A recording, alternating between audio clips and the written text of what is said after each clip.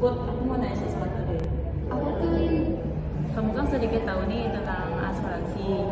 Dan aku pun punya toko kecilan. Niatnya aku mau ambil asuransi. Kira-kira resikonya apa aja sih ya yang bisa diasuransikan? Wah, keren banget, Lin. Kamu udah mikir sampai ke sana. Dalam asuransi, ada dua risiko, yaitu risiko yang bisa diasuransikan dan risiko yang tidak bisa diasuransikan. Oh gitu. Emang kenapa semua resiko nggak bisa diasuransikan? Karena dalam prinsipnya asuransi itu melindungi dari kejadian yang tidak pasti yang menyebabkan kerugian finansial, maka risiko yang bisa diasuransikan itu harus memenuhi syarat dan ketentuannya, Lin. Emang syaratnya apa aja? Minimal ada 6 syarat utama. Nih, aku jelaskan satu-satu ya. Yang pertama, kerugian harus bersifat tidak pasti. Artinya, kita tidak tahu apakah dan kapan hal itu akan terjadi, misalnya kebakaran atau bencana alam. Yang kedua, kerugian harus dapat diukur secara finansial. Artinya, kita dapat menghitung kerugian tersebut. Contohnya, rumah rusak akibat banjir.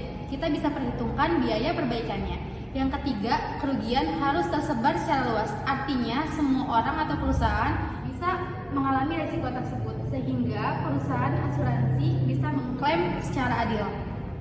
Yang keempat, risiko harus bukan disengaja. Misalnya, jika kamu sengaja membakar rumah demi klaim asuransi, itu jelas nggak bisa ditanggung. Yang kelima, risiko harus bersifat murni, bukan spekulatif.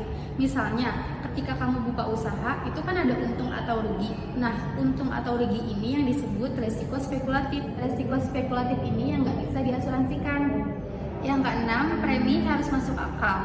Artinya, kalau biayanya terlalu besar dibanding nilai perlindungannya, asuransinya jadi nggak efisien. Oh gitu Put. Jadi kalau aku rugi karena toko sepi pengunjung itu nggak bisa diklaim ya?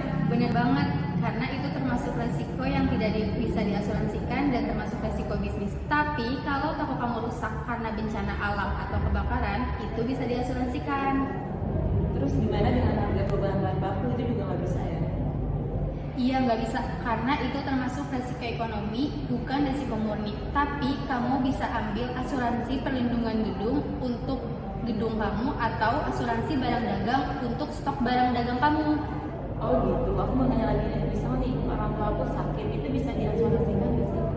Bisa kalau kamu punya asuransi kesehatan, tapi lagi-lagi ini berlaku untuk resiko di masa depan, bukan saat penyakit yang sudah ada sebelumnya saat polis dibuat, dan biasanya disebut pre-existing condition dan biasanya dikecualikan. Wah, ternyata banyak juga ya pertimbangannya. Jadi perusahaan asuransi nggak sembarangan terima resiko ya? Iya, makanya ada bagian khusus di perusahaan asuransi yang bertugas untuk menilai risiko tersebut yang dinamakan underwriting. Mereka bertugas untuk menilai apakah resikonya bisa diasuransikan dan berapa preminya. Wah, berarti penting juga ya baca syarat dan ketentuan polisnya. Iya, super penting. Jangan cuma lihat brosurnya aja. Biasanya di polis dijelaskan resiko yang bisa diasuransikan dan yang dikecualikan. Oke, aku catat. Makasih ya Put. Aku jadi paham sekarang. Mungkin minggu besok aku mau ketemu agent. Nah, gitu dong, biar makin aman dan paham resiko dalam hidup dan bisnis.